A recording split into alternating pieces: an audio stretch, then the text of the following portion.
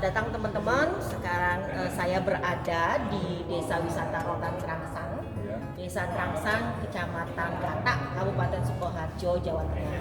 Saya ditemani oleh Pak Kades Mujiman, seorang kades yang sangat ahli dalam proses pembuatan rotan, karena dulu Pak Kades adalah seorang pelaku dan pengusaha rotan. Bahkan sampai sudah mengelilingi beberapa hutan rotan yang berada di Kalimantan dan Sulawesi, ya Pak ya. Jadi pengalaman Pak Kades Mujiman ini sangat luar biasa. Nah, kita bisa lihat di sini dulu ya teman-teman. Ini adalah sentra kerajinan rotan yang saat ini sedang direnovasi oleh pemerintah desa Trangsang, sehingga nantinya akan mengakomodasi produk-produk kerajinan rotan dari teman-teman pelaku UMKM terutama di Desa Trangsang ini. Nah, sekarang saya sudah sama Pak Kades. Pak Kades, ini saya minta diceritain nih bagaimana sampai Desa Trangsang ini dilabeli Desa Kerajinan Rotan dan bagaimana saat ini kemajuan dan hal. Silakan Pak. Ya, alhamdulillah. Desa Trangsang ini dianugerahi sumber daya manusia yang luar biasa, karena walaupun kita tidak memiliki rotan tapi bisa mengolah rotan sejak tahun 1917, yang mana dipelopori oleh seorang Demang, Ki Demang Wongso Laksono. Beliau adalah lurah pertama. Beliau ahli di bidang anyam rotan dan bambu. Alhamdulillah, setiap hasil kerajinannya sangat bagus. Dan pada waktu itu sang Raja Surakarta tertarik untuk beliau ditimbali menghadap untuk membawa hasil-hasil kerajinan. Dari tahun 1917-an itu sudah ada ya Pak ya, kerajinan rotannya? Ya, ada.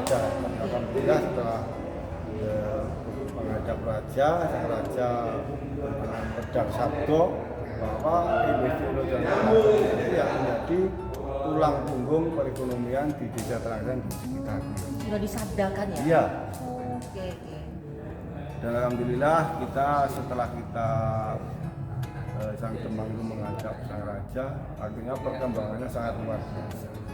Dan kita pada waktu itu bisa ekspor pertama di tahun 1987. Ini juga diawali dengan diklat-diklat, karena yang namanya ekspor itu kualitasnya sangat baik. Ya, dan pada tahun itu kita menghadirkan guru-guru dari Cirebon maupun dari Filipina. Sampai keluar ya Pak ya? Nah, Filipina itu bagus juga ya Pak ya? Ya, bahkan profesor rotan dari Filipina. Jadi sejak tahun 1987 ekspor pertama dimulai. Ke Jerman. Sudah setelah itu perkembangan sangat luar biasa. Kita pada waktu tahun 90-an kita mengalami kejayaan, kita bisa menampung tenaga kerja sekitar 8.000 tenaga kerja yang berada di Desa Trangsang. Ya.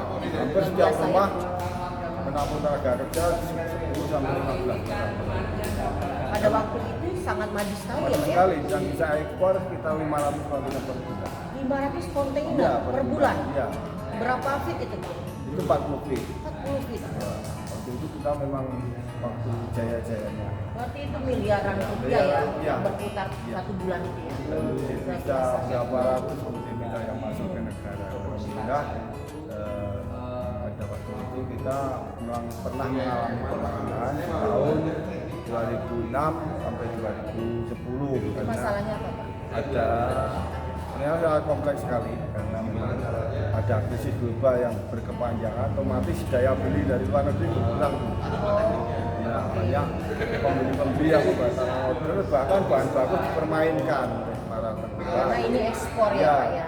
Di Trangsang ini bahan bakunya cuma dipakai yang sortir-sortiran, yang bagus-bagus diekspor ke Cina maupun China. Makanya kita menghadapi 5 permasalahan besar di tahun 2006. Nah, kalau itu kan tadi ekspor ya Pak ya? Kalau ekspor kan otomatis itu akan mendapatkan devisa dan kesejahteraan bagi masyarakat, karena ada konversi dari mata uang luar ke mata uang kita.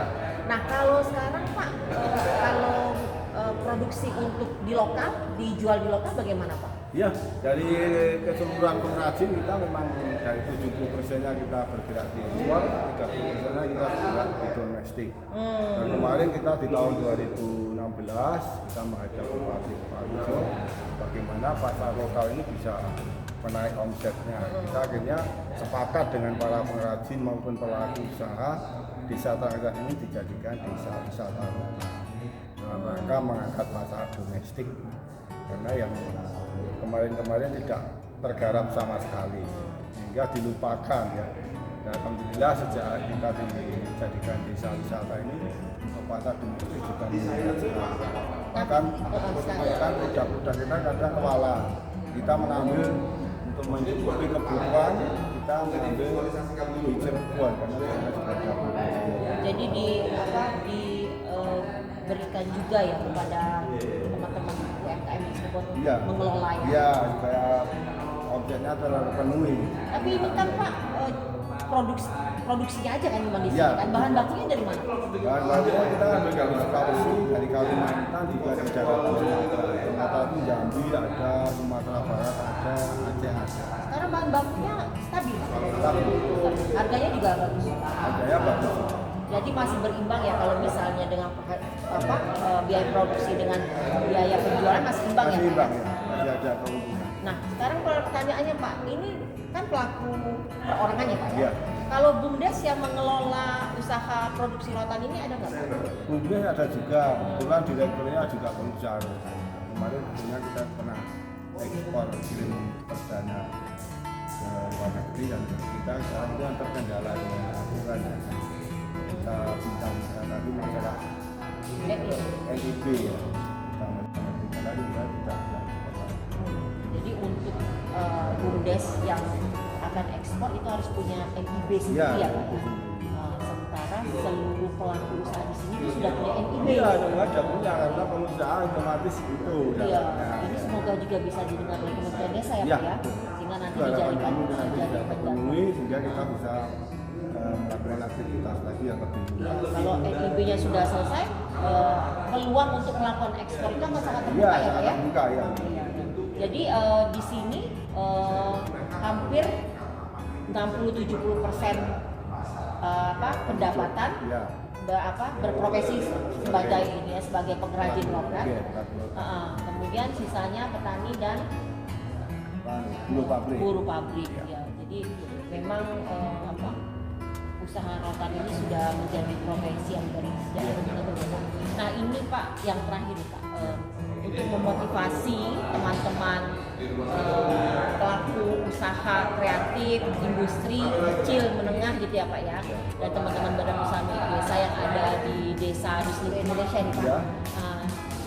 Kita mau belajar dari desa Trangsang. Kira-kira menurut Bapak apa yang harus dilakukan oleh teman-teman pelaku usaha kecil dan badan usaha milik desa di desa-desa di Indonesia? Ya, kebetulan kami sendiri selain kepala desa juga sebagai ketua forum pengembangan anggota Sukoharjo. Kita membawa satu klaster. Pada intinya kita paham apa yang dibutuhkan para pengrajin. Pertama yang dibutuhkan punya hanya penguatan kelembagaan, jadi harus terpaksa.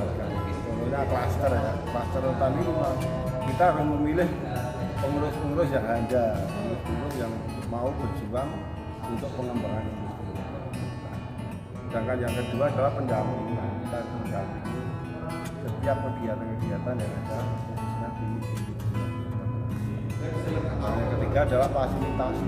Kita fasilitasi kolaborasi, harus perlu kita fasilitasi khususnya untuk pelatihan-pelatihan, baik pelatihan ekspor, pelatihan produksi, juga fasilitasi pameran-pameran baik kelas domestik maupun kelas internasional. Jadi memang bagaimana industri-industri di Sukoharjo umumnya khususnya di Trangsang ini bisa berkembang dengan baik.